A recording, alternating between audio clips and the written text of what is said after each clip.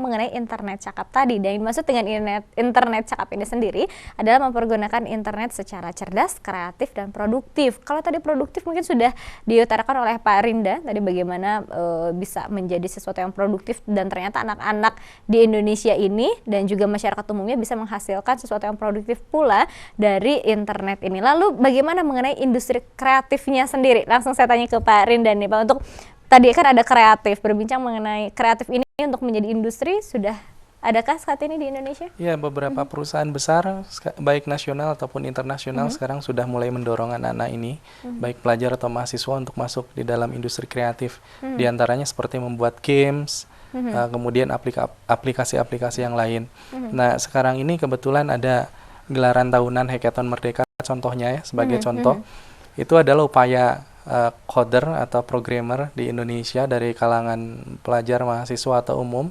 membantu pemerintah menyediakan aplikasi yang jadi solusi buat masyarakat. Contoh terakhir itu ada aplikasi untuk menginformasikan harga, dan ini sangat membantu pemerintah, seperti itu. Dan yang berikutnya, industri kreatif ini juga didorong di beberapa perguruan tinggi yang memiliki orientasi Entrepreneur University. Jadi bagaimana caranya mahasiswa ini diluluskan tidak hanya sebagai sarjana, tetapi mereka bisa merintis startup. Di Bandung ada Bandung Startup Community, Garut kemarin ada startup community muda-muda Mbak. Mereka merintis bisnis dengan menggunakan TI ID-nya sebagai bisnis mereka. Nah, saat ini sendiri Bapak melihat industri seperti ini di Indonesia akankah berkembang atau memang memerlukan waktu yang cukup lama untuk berkembang di Indonesia? Saya melihat pemerintah sekarang sudah concern ke arah sana. Jadi pemerintah sudah mendorong industri kreatif di bidang TIK. Kemudian yang kedua, masyarakat sekarang pengguna internet terbesar, khususnya jejaring sosial di Indonesia juga. Twitter, Facebook. Jadi ini sudah merupakan modal. Tinggal bagaimana kita, lembaga pendidikan khususnya, mengarahkan sarjana-sarjana kita untuk merintis bisnis-bisnis di bidang TI. Kemudian best practice perusahaan yang menggunakan TI sudah banyak sekarang contohnya. Di Indonesia sendiri, startup atau perusahaan berbasis IT sudah banyak. Seperti yang tadi saya sebutkan, ya Gojek, terus Bukalapak.com, itu perusahaan-perusahaan berbasis IT. Dan anak muda di sana banyak juga yang melakukan bisnis yang seperti itu, dan keuntungannya memang berlipat. Seperti yang saya sampaikan tadi, dunia maya itu tanpa batas nyaris, marketnya banyak. Saya pernah dengar cerita di daerah Jawa Tengah, kalau nggak salah, ada anak muda yang dia punya keahlian grafis, kliennya dari luar negeri, dan dia mendapatkan keuntungan yang sangat banyak dari usaha dia secara online. Baik, nah Pak, dengan internet cakap ini sendiri bisa menyebar ke seluruh Jawa Barat, sebetulnya keuntungan apa sih yang bisa didapatkan oleh masyarakat kita sendiri tentu saja dan juga oleh pemerintah sehingga melaunching program ini ya, internet cakap ini sendiri? Pemprov Jabar punya arah ke Jabar, Cyber Jabar ya. Jadi keuntungan apa dari Cyber Jabar ini? Di antaranya masyarakat bisa saling terhubung. Dengan saling terhubung, maka informasi dari masyarakat ke pemerintah akan lancar. Dengan adanya dengan lancarnya komunikasi, maka proses pembangunan saya kira akan lancar, karena friksi-friksi hubungan antara pemerintah dengan masyarakat bisa segera teratasi. Kemudian kebutuhan-kebutuhan masyarakat juga cepat terdengarnya. Pemerintah bisa langsung mengambil keputusan. Di lain sisi, jejaring ini juga bisa membangun ekonomi masyarakat. Masyarakat bisa saling tukar-menukar informasi bisnisnya secara mudah, begitu. Jadi di mana ada kebutuhan atau demand, maka supply itu bisa gampang ditemukan di internet. Jadi mereka yang membutuhkan bisa nyari dengan mudah dengan menggunakan bantuan semacam Mbah Google seperti itu, atau melalui jejaring sosialnya. Ini keuntungannya. Nah, kalau dari untuk anak SMA ini sendiri ya, atau generasi muda, keuntungan apa sih yang bisa didapatkan lagi dengan adanya internet cakap ini? Kalau dengan internet cakap ini, kalau khususnya anak kita jadi bisa menambah prestasi. Dimana yang udah kita tahu bersama, kalau kita nambah prestasi untuk kedepannya, ingin kita untuk karir atau melanjutkan sekolah akan lebih mudah karena adanya kita memiliki prestasi yang lebih dari yang lain. Selain itu pengalaman, dan menurut Syahna sendiri sebagai pelajar, banyak sekali informasi yang luar biasa yang bisa kita dapatkan, khususnya informasi hebat-hebat di Indonesia dan di luar negeri. Itu yang mungkin yang saat ini paling dirasakan oleh anak-anak. Yang pertama informasi, yang kedua adalah prestasi yang akan didapat dari internet. Nah, Sana nih kan karena saat ini pemerintah kita sendiri belum ada sebuah kebijakan untuk memblokir gitu ya. Situs-situs porno atau apa ya. Nah, mungkin kalau untuk generasi muda saat ini itu menjadi sebuah tantangan.